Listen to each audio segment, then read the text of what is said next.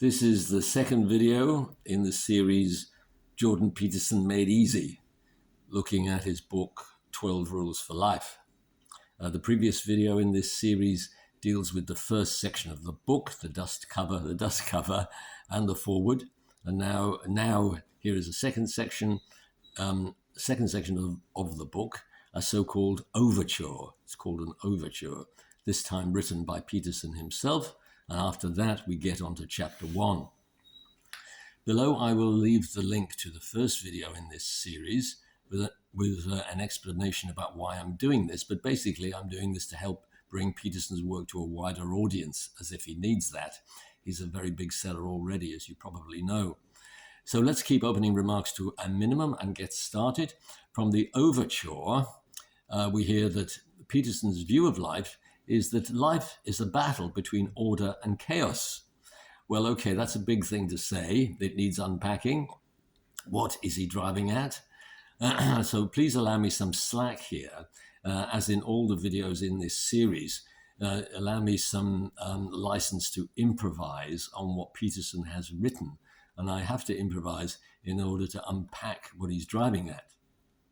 So Peterson seems to be saying that most people want their lives to be ordered and want to find talented people with real leadership skills to do the job of creating an ordered civilization. But there also exists maybe only a small group of activists who are self-important. Peterson calls them narcissistic, but I think self-important may be a clearer term. These are people who are intelligent but have little ability to create organizations, create jobs, and so on. The next point, the self-important people are jealous of the talented people who create the jobs. And the self-important people want to take over as leaders, but they have no leadership skills and no capacity to build organizations and create jobs. The only thing they can think of to do is destroy what the existing talented people have created. The self-important people cannot create organizations, but they can show their power by damaging organizations. Now, I'm not going to name any of these people, but they do exist, they are alive and influential now, and they are the people, the self-important people, where the chaos comes from. Now, what will they gain from creating chaos? Well, they imagine, the self-important people, imagine they will emerge as leaders from the chaos they have created. How do they imagine that? How can they predict what will emerge from chaos? Chaos is chaos. Nobody knows how things will end up. So what's an example of this? Well, we have to venture unwillingly into politics. Peterson may be saying something like, for example, if people want to turn off the world's oil supply tomorrow, we have to take responsibility. That's the theme of Peterson's, take responsibility, for finding out the truth about them. Are they competent? Do they have a plan to introduce renewables so that life and work and paying your bills will continue as normal when there is no more oil? We need to take responsibility for finding out whether anti-oil activists are reliable people creating a real alternative energy plan which will benefit everybody. On the other hand, possibly they do not have a plan, and possibly they're not concerned about that, because the self-important people imagine that the consequences of turning off the oil supply will not touch them. They imagine they can continue as normal. They imagine they will be able to afford traveling as normal by jet plane and electric car and paying high food prices. They will not suffer in the chaos they have created. They imagine. But you may suffer. Life and work and paying the bills may not continue as normal for you. When you cannot get to work because there's not enough fuel for your journey, goods cannot be transported, so there's not enough food in the shops, and so on. You cannot get to work and you don't have enough to eat. That sounds like chaos. So if activists are allowed to get started on changing from oil to renewables and they have no plan about how to do that, then your life could be in chaos and therefore life is a battle between order and chaos. So what do you do? Repeating an earlier point, Peterson says, seek meaning in life, not happiness. Don't seek happiness. Happiness is trivial. You might be happy after 3 drinks.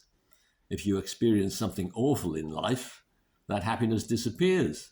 To cope with any major problem, you need a reason to keep living, a purpose in life.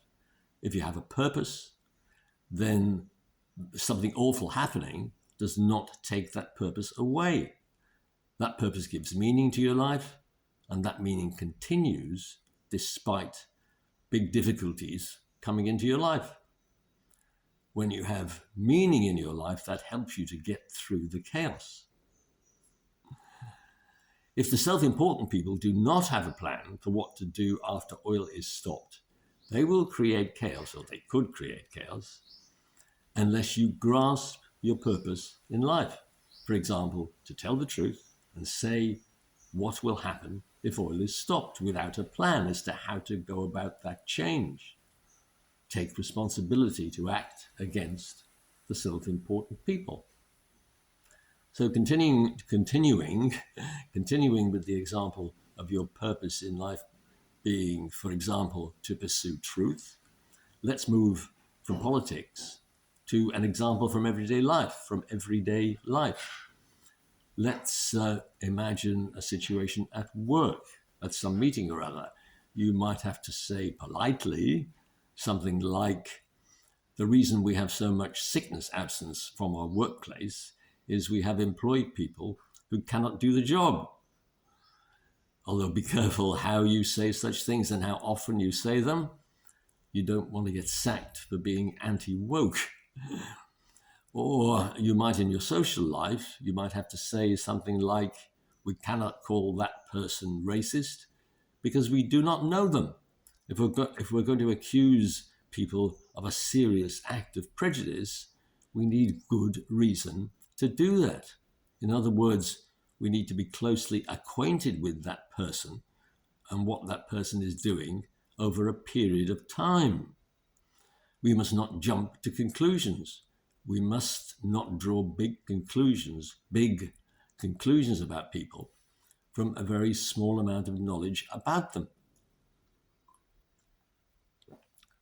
And who are we to judge? Who are we to judge other people anyway?